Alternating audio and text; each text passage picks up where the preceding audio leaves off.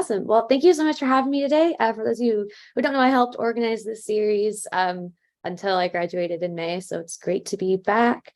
And thank you for having me today. So I'm going to go ahead and share my screen. Okay, and I do have presenter notes because it has been a while since I did practice this presentation before I arrived here, but it's always good to have notes open in the background. Okay, so thank you, Andrew, for that introduction. Yes, my name is Kerry McCullough, and today I'm going to be sharing my presentation, which is just a snippet of my dissertation. The chapter was titled to be or not to be, the current use of ICM in Ireland's urban areas. And it, like Andrew said, basically summarizes the results of my research in Ireland where I was a year ago. So getting lots of fun memories in my Google Photos and Facebook and all of that at the moment. All right, so here's just an overview of the agenda I have for today's talk. I'm going to give you a brief reminder for some of you, an overview for others of what initial consonant mutation, or ICM, is, before diving into a little bit about what's actually happening, what is the language context in Ireland, and what are the language models competing for speakers' attention. And then we'll round things out with the nitty-gritty of the study I actually ended up running, the methods, results, and perhaps some next steps for the future. So I really like this quote, and I don't know if I'm excited about or bummed that Bernadette O'Rourke is not here today. I definitely stole this straight out of her presentation at FACL in January of 2022, earlier this year. But she found this quote in the Irish Independent that really spoke to me during my dissertation. And it reads, "The Irish language is booming, it's also dying. So what exactly is going on?" And that really inspired a lot of the work that I ended up doing. So we'll start things off with an overview of what ICM is. So in the example on this page, we see that the Irish word for cow is bow. However, if we're talking about his cow or their cow, bow alternates with initial vo and with initial mo in those different contexts. Now, mutation, or ICM, is often characterized as the result of the cooperation between these idiosyncratic triggers that create the environment and systematic targets that manifest the alternation. So in this example we have with cow, there are two triggers, the that A, for his triggers lenition, and the for their triggers eclipsis. In that same example, we only have one target. Bow cow has three alternants with an unmutated base form with initial B, a lenited form with initial V, and an eclipsed form with initial M. Now, to preface all of this example, this is a very small snippet of what ICM is. For more examples, please, I refer you to Andrew Carney or anybody else in the University of Arizona Celtic group. There's a lot going on, but this is the piece that I was really interested in. A closer example of, and again, the snippet that I look at is really just this small part of the nominal system. So in my examples, the triggers are individual lexical items that immediately precede a mutated form. They can be articles, like the feminine determiner in unvan. They can be, they can be numerals, like do, which triggers lenition in dochat, and ne, which triggers eclipsis in negat. And triggers can also be prepositions. So fall fence becomes har all for lenition, or eval in eclipsis. So this is not an exhaustive list, but I just wanted to show you that these triggers are seemingly random, but they always do precede these different alternating forms. Targets, on the other hand, are regular. And this table summarizes the mutation alternations that you can see these general patterns of fricativization for lenited forms and nasalization in eclipsed forms. And Irish does have phonemic palatalization, which is why you see those two columns with the superscripted J there for our palatal forms. So that's an overview of what, oh, black cat. Hi, Andrew. Sorry, I did get the black cat shout out, so I have to return that favor. So yes, that is what the ICM overview, that picture that we're looking at. But what is actually happening in the Irish spoken in Ireland? Well, we're going to start with some language background, some background on the language context in Ireland. So Irish is recognized as an endangered minority language. It's spoken by roughly 74,000 people out of nearly 5 million. And that was a statistic reported in the 2016 Irish census. Now, the Irish language is traditionally associated with what are called Gaeltacht regions. These are officially recognized as Irish-speaking areas and are highlighted on the map that you see on the screen.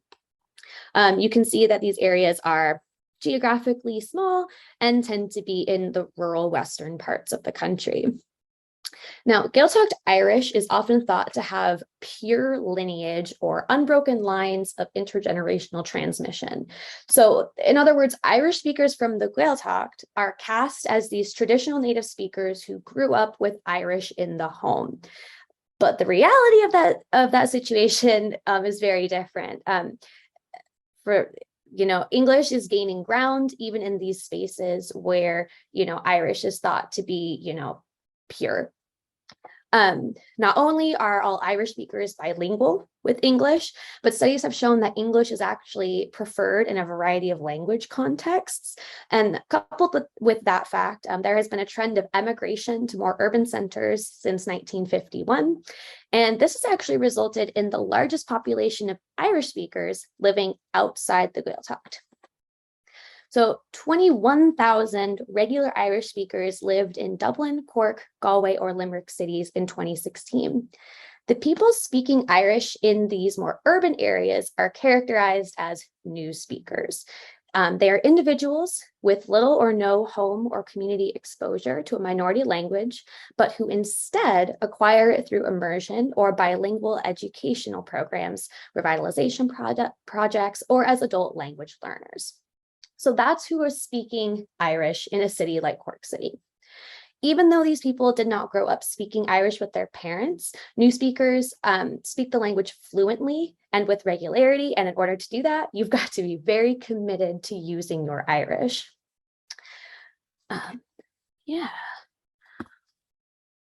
wait, I'm going to go back for a second because I have a cool transition. So one of the questions I wanted to ask was, who or what are Irish speakers in Cork City using as their language model when they want to improve their Irish? So what standards or dialects are guiding and shaping their language use? And it turns out there are two potential sources. And this actually caught me off guard when I was doing my field work. But we have two potential sources of, a language model for these Irish speakers in Cork City, the An Caidian and the Munster dialect. So An Caidian translates as the official standard, but the Caidian is only a written Irish used for official communications and taught in the education system. It is not a dialect of spoken Irish at all. However, because it is used in the classroom, it acts as the target learner variety for the majority of the population of Irish speakers. Competing for the attention of new speakers in Cork City is the traditional Munster dialect. This is the dialect of Irish associated with Ireland's south, typically in the Gaeltacht in counties Waterford, Cork, and Kerry. So a person wishing to improve their Irish and who identifies as a speaker of Munster Irish would want to practice particular cues associated with the speech from those areas in Waterford, Cork, and Kerry. But I'm not interested in any old particular cues. And it is here that we get back to initial consonant mutation. The phonological restrictions on mutation provide a lens through which we can examine speakers' alignment with these two language models. And when I say phonological restrictions on mutation, which is a mouthful, there are three restrictions that I actually want to look a little closer at. We have the cluster restriction, the coronal restriction, and the S to T alternation. I'm taking a breath because I realize I talk very quickly. Okay, starting with the cluster restriction.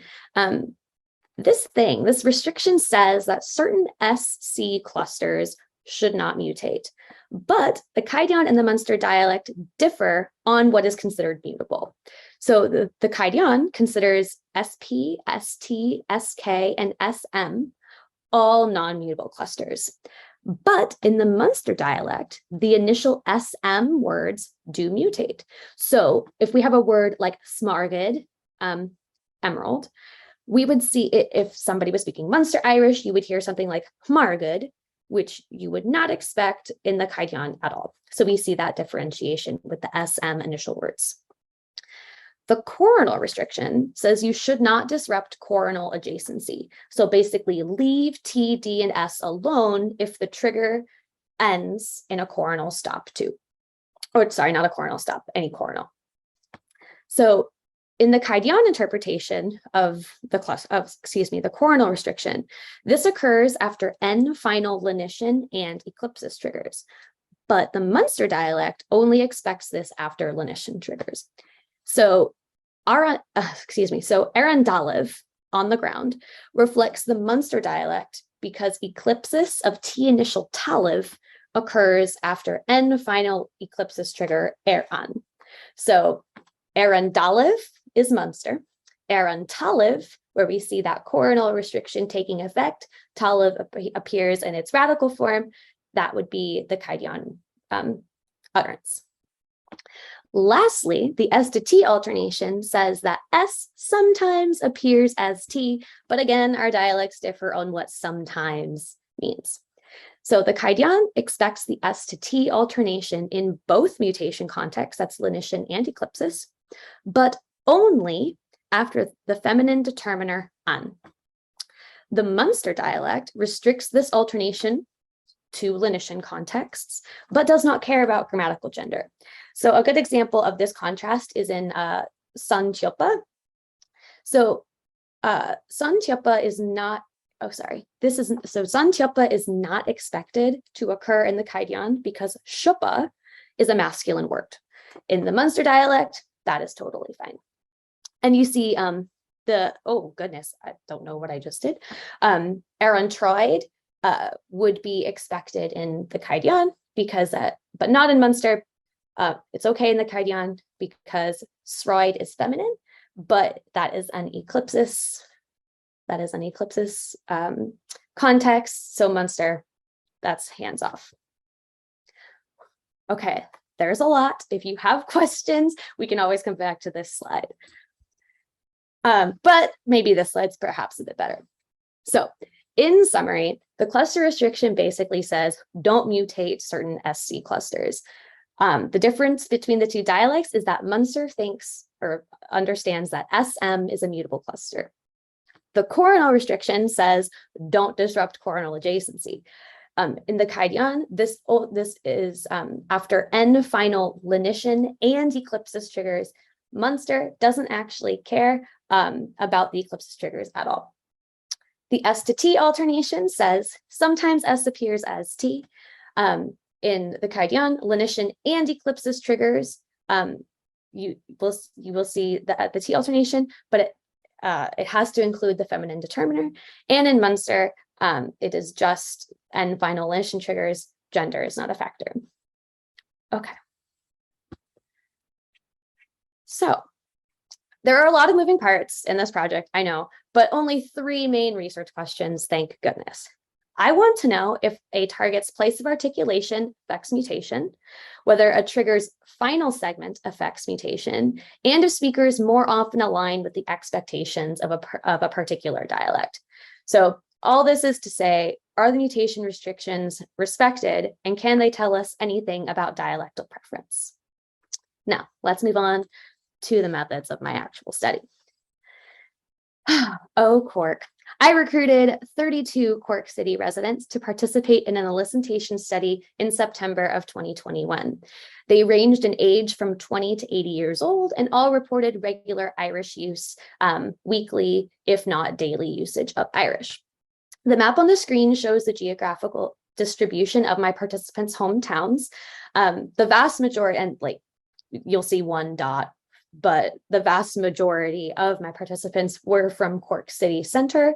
But those farther out, there were fewer, but they never grew up more than 45 minutes away. The stimuli for my elicitation study were built on a list of 5 triggers and 24 target words. My triggers varied in the mutation they elicited and whether they were N-final. My targets varied according to 6 groups for initial segments. Words fell into categories non-coronal and began with P, B, K, G, F, or M, or into more specific coronal categories. And you see those listed there: S, mutable S, so SL, SN, SR, non-mutable S, SP, ST, SK, coronal stops, T and D, and potentially mutable S, SM. I was able to split my targets evenly according to grammatical gender as well. And I have some frequency counts that I threw in or kept track of, but we'll see whether or not that plays any role later. So creatively combining triggers and targets produced a list of 120 Irish target sentences. These were translated into English and used to prompt participants in a translation task. My translation task was an in-person, thank goodness, Irish medium-led event, primarily led by my Irish consultant. Participants were prompted with English translations of our Irish target sentences and asked to provide the Irish translation focolarical or word for word. If participants didn't provide the Irish target sentence at first, they were nudged in the right direction. And then if they were completely, going a different way, we just moved on. The list of stimuli was pseudo-randomized into a single order in order to avoid close repetition of items. All right. And after collecting 120 sentences from 32 Irish speakers, participant data was transcribed and analyzed in Prot, with my main focus being on the target phrases in each sentence.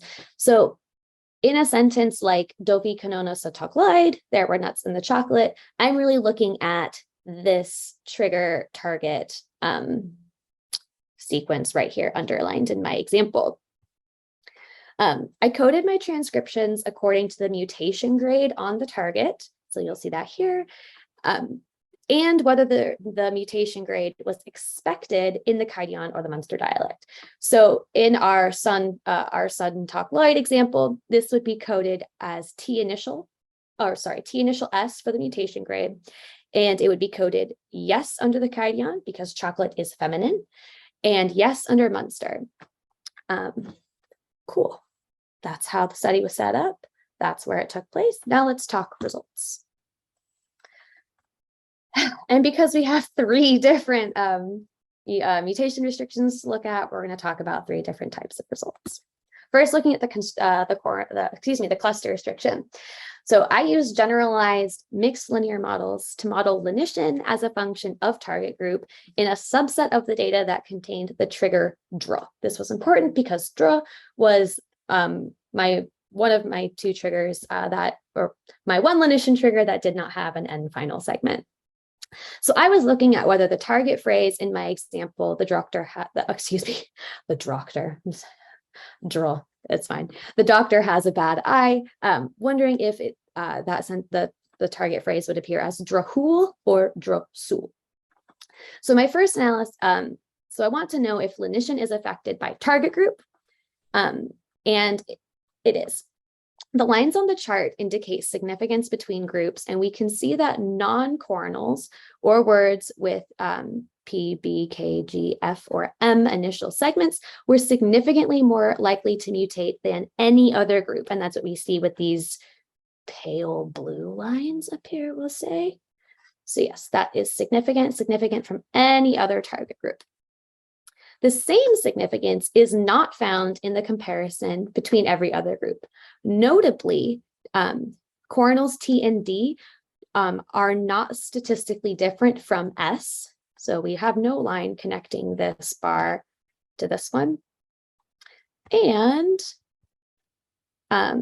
S is not statistically different from SL, SN, and SR. So there's no line connecting these bars either. So the coronals are doing something funky. And the big takeaway here is that the dichotomy of what is mutable and a non-mutable target is in reality gradient. So yes, target group affects mutation, but there is additional nuance. There is this ranked list of what participants consider mutable, starting with the non-coronals and ending with the non-mutable coronals, which never mutated ever. So it also turns out that these mutable SL, SN, SR group more closely resembles mutable S than it does non-mutable SC clusters on the other end of the scale. So that's pretty cool. Okay, this is a slide that I recently added to this presentation because I didn't have time during my dissertation defense to talk about this. But I did dump all of those demographic factors into my models.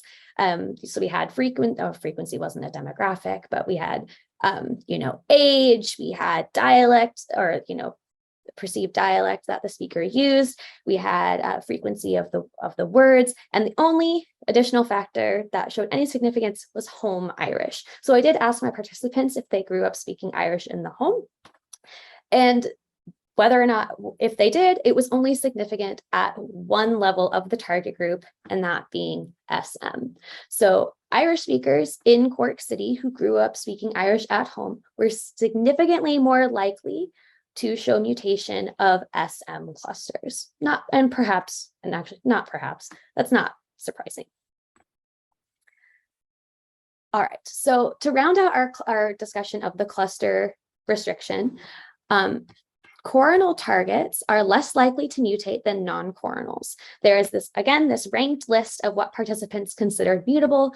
We had those non-coronals that were mutated very consistently, and our SP, ST, SK clusters that didn't undergo lenition at all. It turns out that the SC clusters deemed mutable in both dialects are distinct from non-mutable SC clusters. So you're going to see more lenition of these intermediate kind of SC clusters.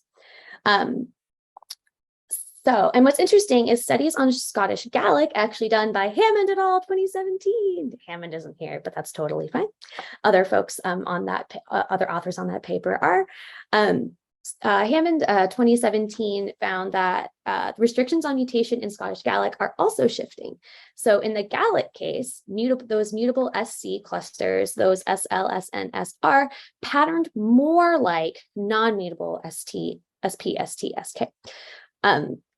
So perhaps that means that, Irish is doing a little bit better, but we'll leave that for interpretation. What is interesting is that Gaelic speakers do not treat coronal stops, TD, differently from non-coronals. So these patterned almost non-distinctly from the non-coronals, and we did see a significant difference there. So different languages, different results. All right, and the next restriction we're going to talk about is the coronal restriction. So again, my second analysis examined, again, the coronal restriction. I'm still curious if target group affects mutation, but I also wanted to add a factor for trigger group, which was concerned with whether or not the trigger was N final. So again, using generalized mixed linear models, I found that there is an interaction between the predictors in both mutation contexts. So in lenition contexts up here, target groups S, SL, SN, SR, and TD are all significantly less likely to lenite, if they follow N final triggers. Note that non-coronals are not affected by whether or not the lenition trigger is N final.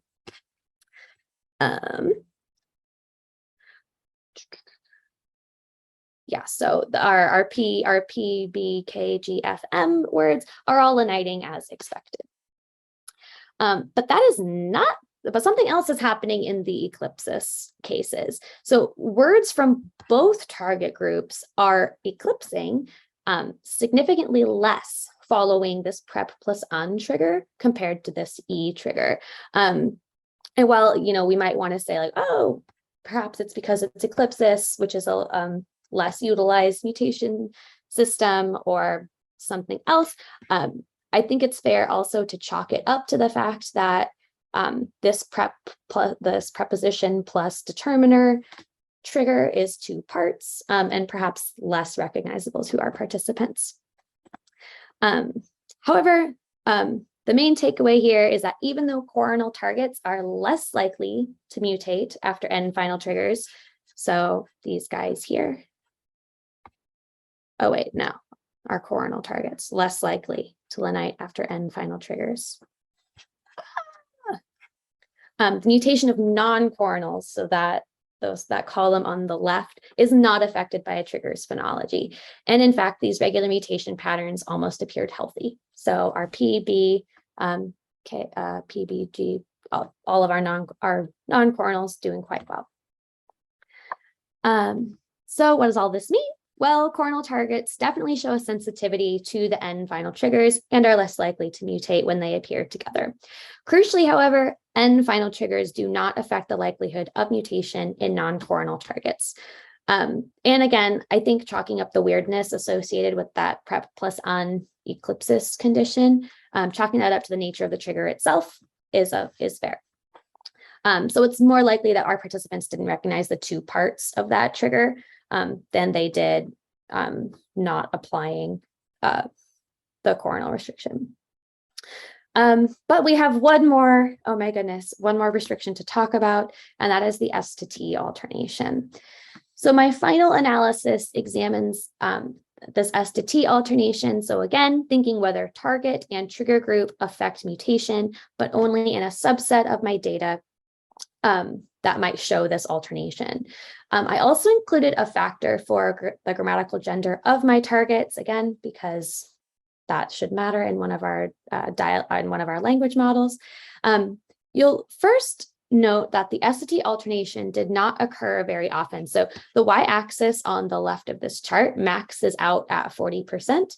And I believe the most it ever reached was like 34%. So our SV words following sun, which is a very common lenition trigger, we only ever saw 34% of those words be produced with an initial T. There is, however, an effect of target group where SM is seen T initial significantly less than any other target group. There is also an effect of trigger group where lenition triggers appear more with T initial forms than with our, oh goodness, excuse me, I don't know why this is happening. This is what I get for trying to do too much in one go. Wait, that's not the right one either. Sorry, everyone. There we are. Okay. Pardon. All right, so we were talking about the effect on trigger group where lenition triggers appear with more T initial forms than the N final eclipsis trigger. And lastly, there is no effect of grammatical gender. So the big takeaway from all this is that the S to T alternation is suffering the most disuse compared to the other mutation patterns, only reaching a maximum of 34%, and it no longer marks gender, which it is historically known to do.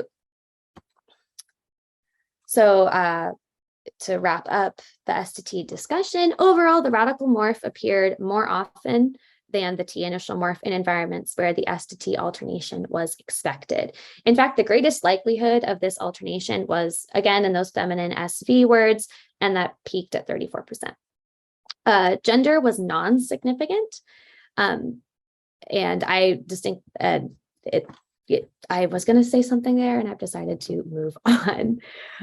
So we are left with this question, I suppose, if the S to T alternation is not marking grammatical gender, what is the alternation communicating, and what is its relationship with this more general lenition pattern?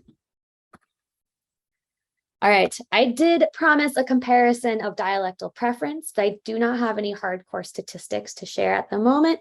I can tell you, however, that the expectations of the Cagayan were met more often at 77% of the time compared to Munster Irish, which was only observed 68% of the time. It is worth noting that the preferred dialect in each instance, so the instances listed here, was the dialect that selected the radical or unmutated form. And if looking at this table, wherever the radical form was expected, that was the dialect that was preferred by speakers. So in conclusion of all of these results that I kind of dumped in your lab, a target's initial CC sequence and place of articulation matter. We also saw that coronals are less likely to mutate than non-coronals. That was our cluster restriction summary. Our coronal restriction summary shows that a trigger's final segment does matter, or also matters. End final triggers block mutation, but again, restricted mostly to those coronal targets. Lastly, patterns of exceptional mutation, that S to T alternation, are in decline. This alternation does not communicate information about other grammatical systems, namely grammatical gender. We also saw that whatever dialect expected non-mutation in these messy and overlapping mutation restriction environments was preferred by speakers. But, and here's where we move on to next steps. The methodology I used was not able to examine whether a speaker's use of a non-mutated form was a meaningful choice or an error by that speaker. So perhaps a next step in this investigation might use grammaticality judgments to see if we can unlock whether speakers, are purposefully not mutating or not mutating because they just don't have a mastery of that system. I also think it would be interesting to look at what geography can tell us. It might be worthwhile to include factors for geographic location, even though I had my fun map with all of the location of my participants. That wasn't something I was able to throw into the model. And I know that other GIS features might also be worthwhile to look at, especially looking at local Gael skulls and seeing how that overlap works as well. That is all I have. So thank you, Gorev Magwev. I know I'm well under time, and I hope there are questions that I can clarify because I word vomited all over you today. So thank you for your time. Oh my gosh. Thank you, Kerry. There's a couple of data questions in the chat, which you can start addressing, and then we'll move on to some other questions. Yeah. Okay, so Sam has... Oh, I'm glad you liked the title. I was actually, sorry, this is a tangent because we have nothing but time now for questions. I'm glad you liked the title. I was a little worried that, with the palatalization, sometimes BH is pronounced with a W instead of a V, but I was like, oh, to V or not to be, like it makes more sense. But I didn't know if I had to say to we or not to be, but I hope that's not how that works. Orthography is fun. Okay. Sam had a question about, do you want to voice your own question? I'm sorry. Sure, yeah. And I know that you've talked to us about this before because you came and talked to us in the phonology class one time, and I'm not remembering very well. So for the triggers, the things that come before the word that triggers the mutation, at the beginning of the talk and then throughout the talk, you're referencing the phonology, right? The sounds that are showing up that's causing this mutation. But there was one slide in there in particular where you were talking about, determiners, certain determiners do this, certain numerals do this. So my question was, is it just because those determiners and numerals end in a particular sound, or is there some sort of like morphosyntactic, if it's this category of word, then you're going to get a trigger. If it's a different category of word, even if it does end in that sound, the trigger doesn't happen. Does that make sense? Yes, and it is very idiosyncratic. So I'm going to actually... Oh, Andrew, did you say something? No. Okay, sorry, I heard. Oh, it was probably in your background, Sam. I'm so sorry. It's very idiosyncratic. So in the example that I had, and it's across categories too. So there's clearly a phonology part because I just had so much to say about all of these phonological restrictions. But it's very much this morphosyntactic feature where it's adjacency that, or sometimes it's adjacency that determines whether the form is mutated and how it is mutated. And if you'll remember the cow example, let me pull it up because it's easier to just point at things than it is for me to blah, blah, blah, blah. Well, I was doing that all over. Okay. So, and I hope this answers a bit of your question. So in this example, Sam, we see that, and yes, these are all preposition, but not prepositions. Yeah. Pronouns. Pronouns. Thank you. It started with a P. Thank you. Sorry. Yeah. Can you tell I haven't taken a linguistics course in a while? So we have all of these pronouns, and they're all the same phonological segment. They're all and they're all spelled the same way as well. So it's clearly, but you also, even though you have these pronouns, they are divided into two. They elicit two different mutation types. So it is syncretic. This is something that speakers have to memorize, and a lot of research, not a lot, but a lot of the work that I've examined shows that learning the trigger part of this phenomenon is the hardest part. So speakers can pick up fairly well these like how things alternate, this fricativization, this nasalization, but really it comes down to memorizing those triggers and memorizing what they do.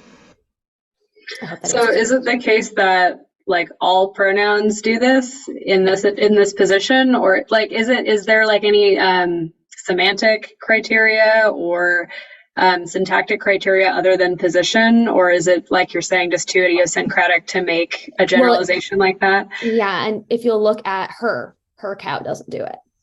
Right. So okay. You've got 3 different alternates appearing after 3 different, like identical phonological segments, all within the same syntactic category. So it really is a memorization trick, I think. I mean, when you were talking about the numerals, I think you had like 2 and 9. But so you wouldn't necessarily say all numerals do this. It's just some of them do it, and maybe the phonology dictates that, and maybe there's other things that are dictating that. So I have 2 and 9, and you do see lenition. It's actually, well, at least the numerals 1 through 10 all are triggers. So numerals 1 through 7 are lenition triggers, and then 8 through 10 are eclipsis. Or is that right, Andrew? Or is it? Okay, yeah, I thought 7. I don't know where the cutoff was. But like 20, I don't think 20 is unless Irish does the weird thing that Breton does, where it's like 20, or I don't know how that whole number system works. But from the way I understand it, 1 through 10 you'll get mutation, but the line in the sand is different. Okay, so when people say that initial consonant mutation is very complicated, this is like what they're talking about. Yeah. And this is just like the nominal system. Cool. Like you get lenition marking past tense. You get, Welsh has some fun stuff where it has to be in NP positions, and then you'll get different mutations. So this is just a sliver. It's great. Thanks. But it's the one I was able to wrap my head around. Yes.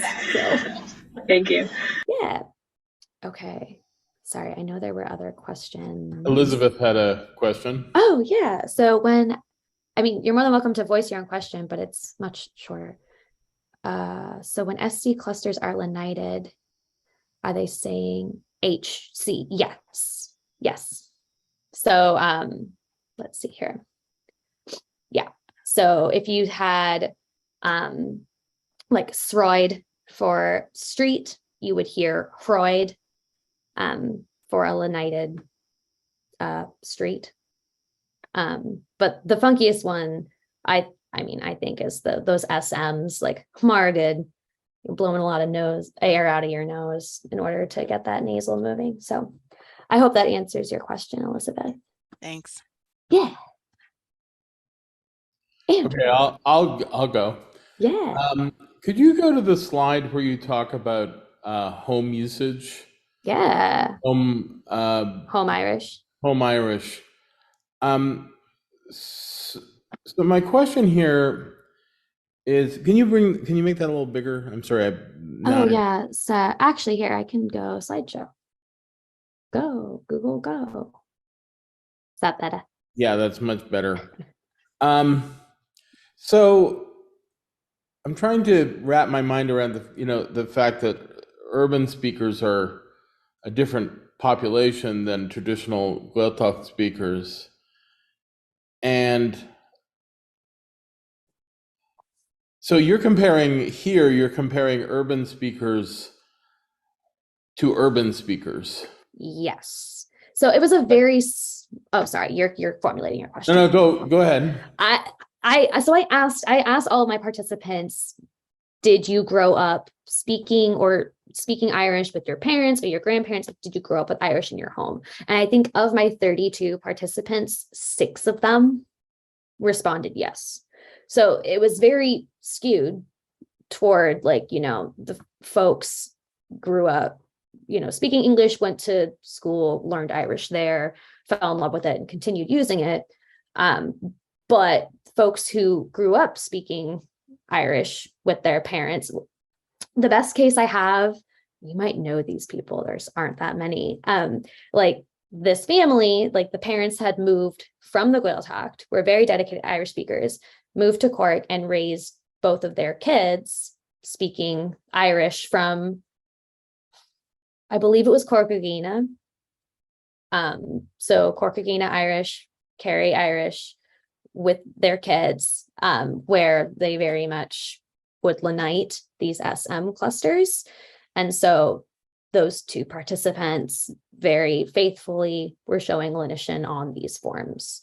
I did see consistent with the traditional Munster dialect, yes, right? Yeah, because their parents directly straight out of the Gaeltacht. Yeah. So maybe I'm just trying to wrap my hand around the bigger picture. So in Cork Irish, urban Cork Irish, mm-hmm. Is it aligning more with them? I'm trying to get the big picture. Is it aligning more with the Cajun, or is it aligning more with the local model? Right. Oh, local model. So here's the Munster model, right. the rural traditional speaker dialect. Yeah. So I would probably say the Cajun, just because we're looking at this chart, which is the overall view, and we're seeing that, SM is leniting just under 20%. So you clearly have people doing it, not that many. And I, the thinking about my participants who didn't have home Irish, whether or not they did lenite SM was inconsistent. So trying perhaps, but not full on Munster dialect. And whether or not I remember getting that question previously, like whether or not these speakers are using, so we have these 2 language models. We've got the Cajun and Munster, but we also have just the Irish that's being spoken in Cork, not necessarily. So it's that mix of both, and whether or not that mix is influencing speakers as well. So just a follow-up, you may not know the answer to this. So I know this is controversial, but there's a lot of discussion about the notion of authenticity among speakers, and all sorts of interesting sociological factors here. Did you talk to your speakers at all about how they feel about the whatever that means to them, the authenticity of their Irish, as being, both the Cajun and the Munster are, high class models, right? And neither of them, the urban speakers aren't actually doing either of those, right? So do they have a perception of themselves as speakers? Yeah. I will say what's funny is when I was talking to my participant about recruiting Irish speakers, he very much was like, oh, we'll get this person, they have good Irish. Oh, we'll get this person, they have good Irish. And I asked him, I was like, what makes it good? And he's like, oh no, they use it. They're like trying to like, have these traditional markers, these Munster markers. And I was comfortable enough to ask one of them, like, oh, like, what do you think of your own Irish use? And he was very much, oh, I'm still learning, like, still practicing. Like, I wouldn't say that I'm a native speaker at all, or, so there's very much that distance between how they view themselves. I do think that there is, like, and especially that reaction from my consultant, folks who are trying to emulate that Munster Irish might be, have a step up on others who are not, at least from the outside looking in. My consultant is from County Kerry. He's been living in Cork for years, but so, he's got that loyalty to that Munster dialect. And I did ask, and I also asked my participants what dialect they spoke. For the most part, very much like, oh, Southern Irish, Munster Irish. And I only got 3 participants who volunteered like school Irish. Like, I'm not good, like trying to distance themselves from this traditional dialect. Thank you. John, why don't you ask your question? Okay, I'm going to read it because that way I don't stumble over my words. That's okay. I'm also reading it. So it'll be like when your mom reads you a story and you follow along. Go ahead, John. All right. So it sort of relates to what Andrew was asking, but a bit of a different question. Mm-hmm. So I'm asking about the sociolinguistics of be or not to be. You begin with a quote about the perception of language, the language blossoming and dying at the same time. In your experience or in the literature, do Irish speakers, either traditional or new, view the change of mutation as a sign of Irish in which way, dying or blossoming? What is your sense on that speakers' attitudes, and is this a point of tension between the two groups?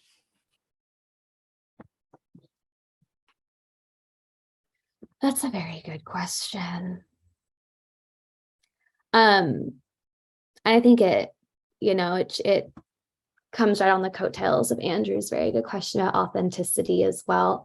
I've, speaking with these, speakers and reading the literature that I have, there is this feeling that, the traditional Irish is perhaps not being lost, but changing. And I think that might even be putting a positive spin on it, right? Because, they very much identify with this language, even people who don't speak Irish, like they're from Ireland, Irish is their language. So the fact that it is not being spoken as often as it is means that, there's some contraction there.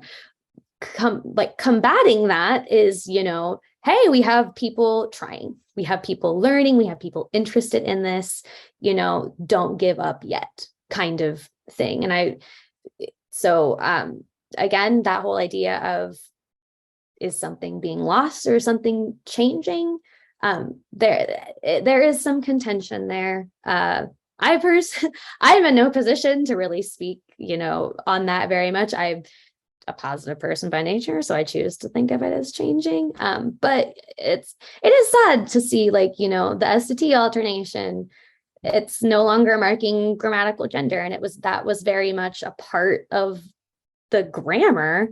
And grammatical gender is just a concept that my speakers did not recognize. That was just not on their radar at all. Granted, this is a very complex system, but at one point it was mastered on all levels, and you just don't see that anymore. So I don't really have a good answer for the Irish Independent on whether or not it's booming or dying. I think it's a little bit of both. Yeah, a lot of parallels between what you're describing and what I see on the Gaelic side as well in the literature. Very interesting. Thank you. Yeah. Dee. Yeah, so I wrote this out a little bit. So I took Irish from a lovely Fulbright woman who was visiting for a year.